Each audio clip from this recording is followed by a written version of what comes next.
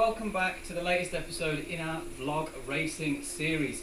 Now this week we've got a little bit of a different one for you because we've got the first ever Snow CC Racing League Wednesday night crit race. So we're really excited about that. We've got all of our teammates, not all of them, but a few of them, out on display, ready to try and get our first ever Snow CC Racing League stage win on the first ever event.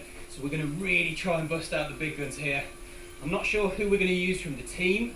We've got a couple of really good options. I think my role today is going to be to attack on the KOM and then also to try and attack in the last couple of kilometres to soften things up for our sprinters. And if I get away, great. I might get away on the climb, we'll give it a try. And if not, hopefully we can make things a bit easier for our sprinters. Patrick and Darren, who are really strong sprinters, so they don't need me to sit in. We might as well try and use our numbers to our advantage here. I think we're going to have the most numbers from any team in B category, which is what I race in.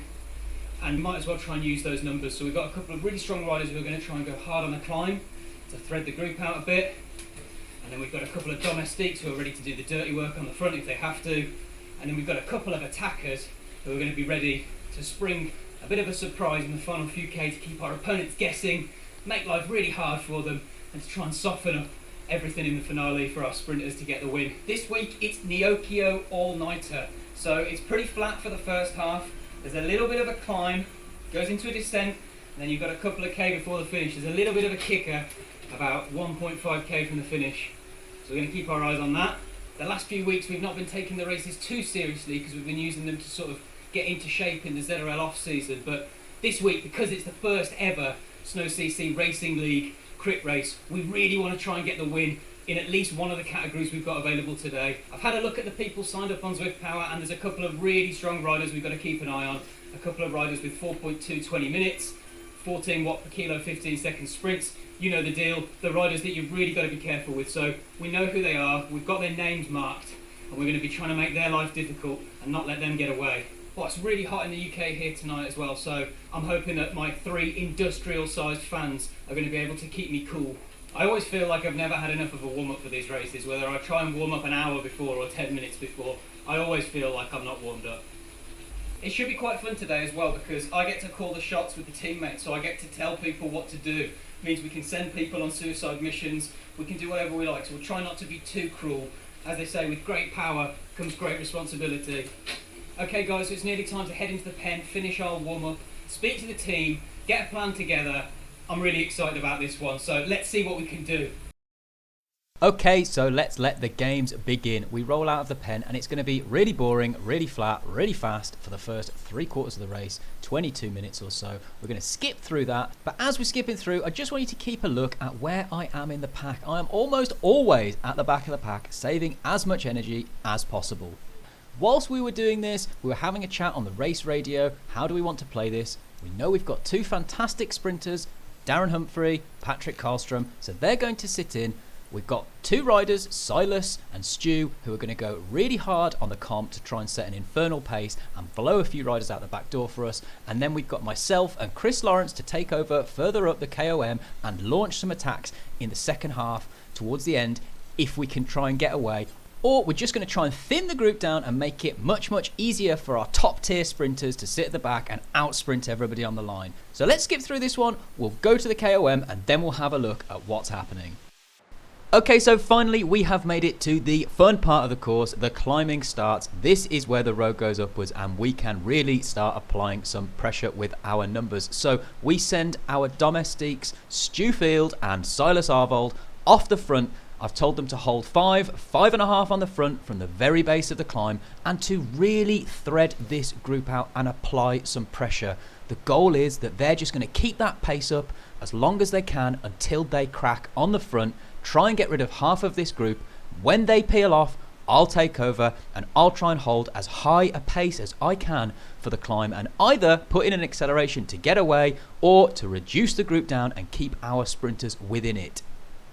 and as you can see, it's really starting to work. However, there's so much draft on this climb that you really need to make sure that you are in the group. Even being sat here, I'm saving so much more energy compared to the guys on the front, and it's energy that I'm going to need later on. So the guys are doing a fantastic job. They're really threading it out. Stewie's numbers are absolutely insane. There's times when he's doing 8 watts per kilo on the front here, and it really helps the team in more ways than one, because we're forcing other teams to chase him and burn their matches, use their energy, and we're getting rid of weaker riders from the group. So fantastic job to Stewie and Silas.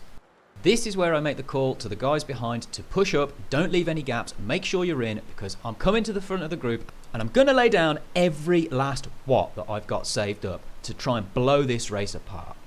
And by my calculations, I've got just under 2 minutes to do maximum damage, try and inflict as much pain as possible. The guy behind me on my wheel, Broseth, we know he's a really good racer and he's somebody to really watch out for. He's got a great sprint, great 5-minute power, and I'm just forcing him to hold my wheel here. I'm trying to keep the pace very high, but as I come around this bend, I notice that I've got a little bit of a gap on Broseth, so I decide to push on. Part of the plan we talked about earlier on was, if I get a little bit of a gap here, can I push on and try and get away? It would be fantastic if I could get a gap here and solo it to the finish, but it's really, really far, 6.3k, and it's going to be really tough to stay away from a motivated group of 10. I'm going to need, in my opinion, at least a 30-second gap over the top of this KOM.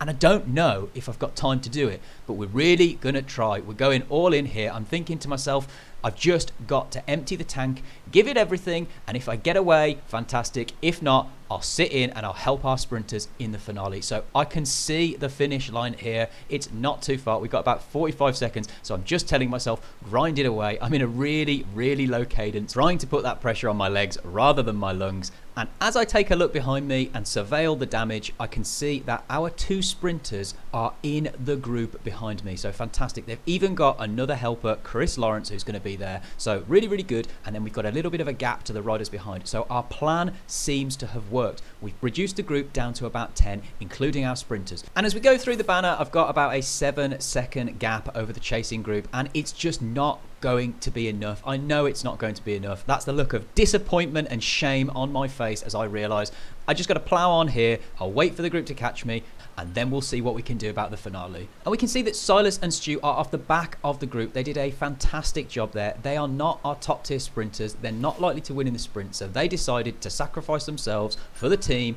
and give all their hard work to help another teammate try and get the win. So really stellar effort, really great teamwork, and that's how you use your numbers to try and maximize your chances of winning in a Zwift race.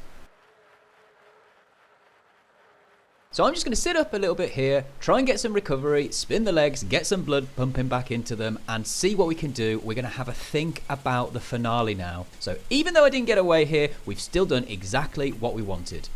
We've reduced the group down to 9 riders, and we've got 4 of them, including our 2 top tier sprinters, Darren and Patrick. So we're going to keep an eye on them, and it means we've got myself and Chris Lawrence to try and spring a couple of surprise attacks in the last couple of K to keep the group guessing, force them to work, let our sprinters sit in, and hopefully take it on the line if one of us doesn't get away first. So we're going to skip through to the first attack when we tell Chris to launch it from the group. And I've got an exciting announcement. I have gained the exclusive rights to Chris's TV footage. I've paid the licensing fee. I beat GCN Plus to the rights. So here they are. Let's have a look, an exclusive look at the Chris cam and see his attack from first person. So Chris launches it with 2 kilometers to go, and he's going to go all in here. The aim is that he's just going to empty the tank, try and get as much of a gap as he can, and if he can hold it, fantastic. If he gets caught, then the backup plan is I go straight over the top of him when he's reabsorbed by the group and I attack. And the idea is that forces the other riders in the race to chase me and Chris and burn their sprint matches and their sprint energy now, leaving our sprinters, Patrick and Darren, to just sit in, close the wheels and be in position for the final couple 100 meters. And we can see here that Chris put in a very stellar attack, and it's just so hard to stay away from the group. He's only got a small gap. With an attack like this, you need a gap of at least 50 meters really to try and stay away. So Chris is about to be reabsorbed. I'm going to launch over the top, and I'm going to hand this one over to Matt Stevens and Colton Kirby to take us to the finish. Here we go, 1,500 metres, 1,400 metres, gets his head down, he's in a time trialling position at the moment, almost looks rather unkindly lazy about it. He's delivering. Absolutely tremendous. He used his power, he used his skill, he's surging clear. This is a brutally difficult climb. He jettisons the bottle, loses the extra weight, he's powering ahead. We know he's one of the finest riders in the world. Nobody wants to take up the chase, they're looking at each other, cat and mousing, and here he comes through the Flamme Rouge, and the chase has been given up. It's going to be champagne for him. But still he finds the gear, he searches for the energy. Has he got it? His mouth agape in protest, fighting the gradient. The finish straight opens out. Oh, they're coming back at him though, with 650 metres to go. They're starting to think about it. Is he going to run out of steam at the very last? He'll take this turn, and here they are. Everyone has to be tired here, but who more than anybody else? Well, here he goes, and I think he's got what it takes. Can he deliver? Oh, it's still not over. They're spinning it up like a gun behind him. The world is watching, and I think he's got what it takes. The camera is not at the finish line, don't forget. It stalls back again. He's racing on. Can he deliver? Almost wobbles. He lazily just jettisoned the bottle a few moments ago. He doesn't need that to celebrate. 200 metres to go. Oh, it's still not over. He knows so he gets out of the saddle. He's still got 150 metres to go. He's the man who's going to chase him down potentially and break his heart, but it's a massive heart. He double checks again. Is he thinking about how to celebrate? Oh, it looks that way. What a race that was. Oh, chapeau, sir.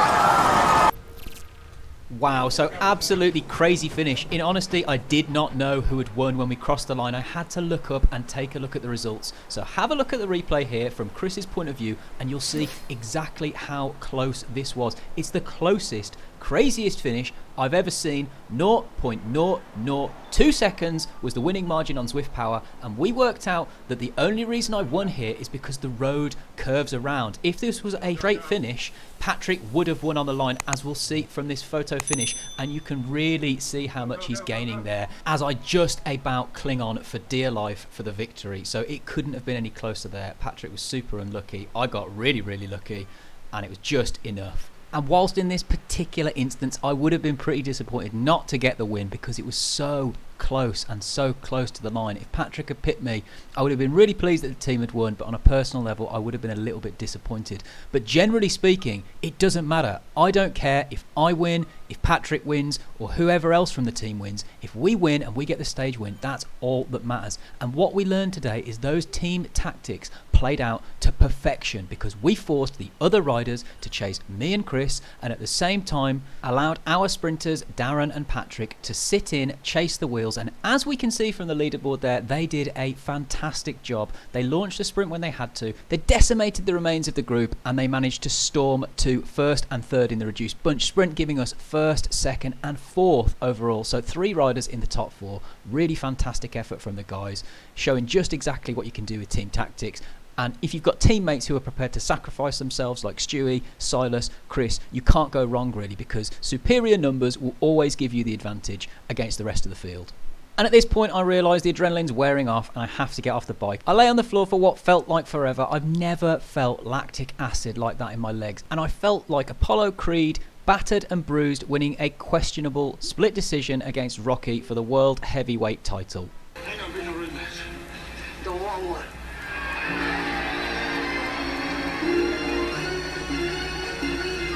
Except, unfortunately for me, there will definitely be a rematch, and Patrick and Darren will win 9 times out of 10 against me in most races, and I'm sure we've got some of those sprint finishes coming up for you in the next couple of episodes.